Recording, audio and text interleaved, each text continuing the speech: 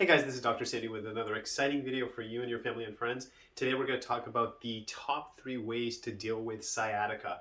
So let's get a little bit into what it is. You may have heard this term before. You may have experienced it. It can be very scary to experience this. So what exactly is it? So there's something called the sciatic nerve that runs along the leg. It originates at the base of the spine, specifically the lower vertebrae. So L4, but specifically you'll see a lot of times L5 and S1. So that would be at the base of the spine. So I'm going to zoom in right there. So literally that's L5. This is S1. That's like the tailbone area. So if this area pinches the nerve due to a disc bulging, disc herniation, degeneration, where there's been a shift in pinching the nerve, depending on if it pinches the left or the right side, it can cause a shooting pain into the leg. Now, talking to patients who've come to us with this issue and we have been able to help them, they've described it as sometimes, and if you even look at the research, like a numbness, a tingling, a stabbing pain. And the goal of that sciatic nerve, it gives you sensation. So it lets you know different sensations that you would feel. So again, if it's pinched and it's not working the way it should, then it starts to give a signal. So again, the numbness, tingling, that sharp pain sensation. The sciatic nerve is also a motor nerve, so it actually helps you move. So if it's pinched bad enough and it's not working the way it should, it can actually affect the way you move, the way you walk. What are the common causes of this? So what can affect it is if you have a job where you sit all day, and it's interesting when I look at our culture right now, like definitely we have people who have physical jobs, but we do have a lot of people who are sitting now, probably more than ever, computer-based, just that's the nature of their work. And when you're sitting all day, there's a constant pressure on the spine. There's a constant pressure on the disc, especially at L5S1. And that prolonged sitting can lead to things like sciatica.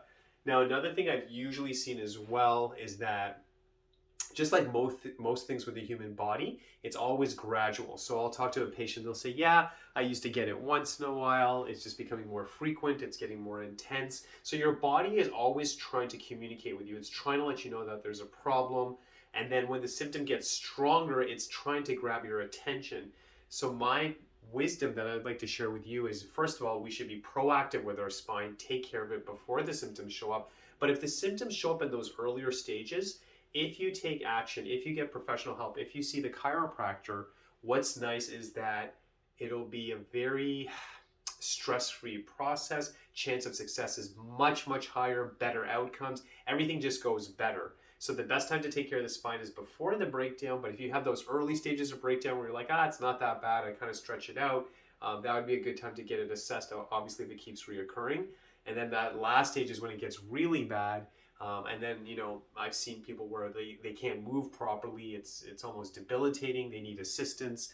And that's something we obviously don't want to see. So another way it can be caused as well, if someone lifts something, push something heavy, again, that L5S1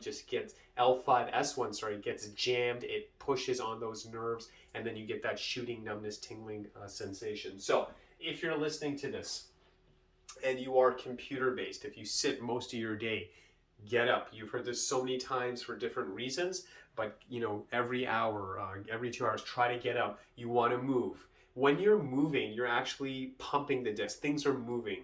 But when things are stationary and you're there for an hour, 2 hours, 3 hours, you are at a higher risk for back issues, sciatica. Just the whole body is designed to move. And it's a fine balance. Like if someone has a very physical job, they need to probably rest more and take breaks, so it totally depends. You may have a job where you drive a lot, so maybe you're an Uber driver, taxi driver, truck driver.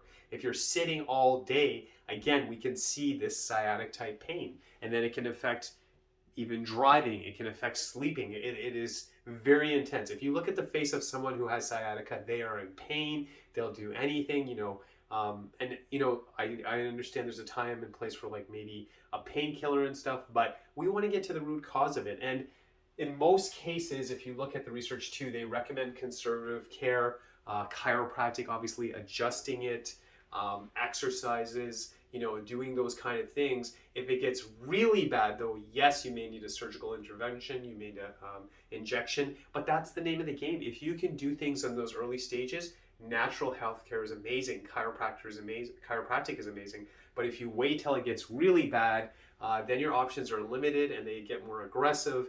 And then the injections, the painkillers, and possibly surgery, which I respect and I know it helps people, but if we can avoid it, I think we should.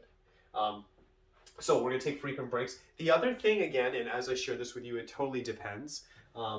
Usually when my patients have sciatica, I'll usually recommend ice. Now, this is a big debate, the ice, the heat thing. Can I be honest with you? You should do what works, but as a general rule that I follow with my patients, when the pain is strong, sharp, intense, I would go on ice. Okay, we want to get it under control. High inflammation, we want to bring the heat down, right? And let's say it's more like a stiffness, mobility issues, but you know, just a dull ache and stiff, you want to do heat. So that's what I'd recommend. And then the stretches. So what did I just say again? So I said that spine is here, it's jamming on that tailbone area, it's pinching those nerves. We want to open that area. So what I would recommend, one of my favorites that we teach our patients, is something called child pose. So basically, if this is the ground over here, I'm just going to show you. If this is the ground level, you just want to reach forward. Another way you can do modified child pose, because for some patients, they can't even do that. Literally, what's the principle? I want to open that space with the disc, open the joints, take pressure off the nerves. Even with the wall, if you just drop forward, look at what I'm doing. I'm opening up that area. And then if you're comfortable, you can even go further. Another thing, obviously, you want to listen to your body. So you may have sciatica, or someone you care about it has sciatica, and they're like, man, when I sit, it's the worst.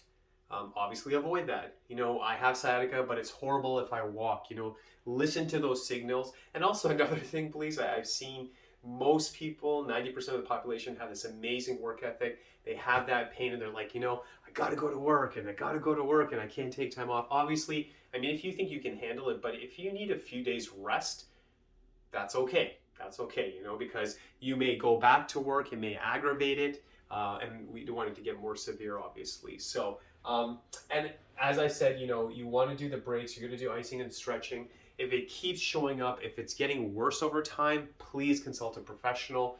As chiropractors, we specialize in this, contacting a chiropractor, but contact a professional, get it under control, get it in the early stages, don't wait for it to get so bad. And that way you can enjoy yourself. And as I film this video, spring is coming, the sun is coming. We want to get out, you know, we want to go for walks again. We want to be active again, and this shouldn't stop you, because imagine if you have sciatica, you have that leg pain, you don't walk as much, you're not exercising as much. Now it can start to affect your blood sugar, your blood pressure. It even affects your mood. You're just not motivated, right? It affects so many things. It becomes this cascade, and your whole life can go in a different direction. So be on top of your health. You should always feel strong. You should always feel confident, and confidence comes with feeling healthy. So I hope this video helped you.